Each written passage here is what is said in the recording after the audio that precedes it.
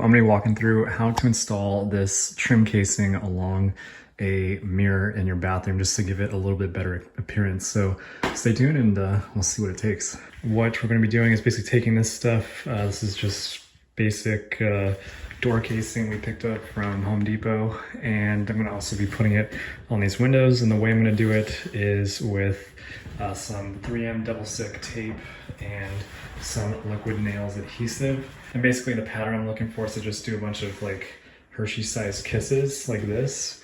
And then I'm going to be using the double stick tape on the, if you look at this trim like that, the two ends of it are a bit higher, so I'll be putting the tape there just that these things stay in place for the 4-ish hours it takes for this glue to really set off. The thing I'm learning as I do this is the double stick tape should go like right here if you're doing miter cuts like I am.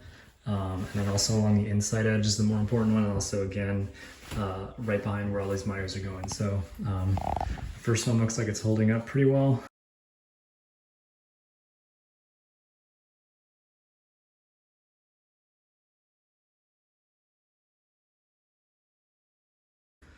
All right, and that is what the finished product looks like. Pretty happy with how it turned out, especially at the top. I think those miters look pretty good. Near the bottom, I ran into some issues because I'm using a jig molding trim kit to hold the mirror because the mirror is super heavy. So like it just kind of got these guys a little bit out of whack. So I'm gonna go in with some caulk or something just to try to make that look a little bit better. Same thing on that side, but overall, I think this mirror looks pretty nice.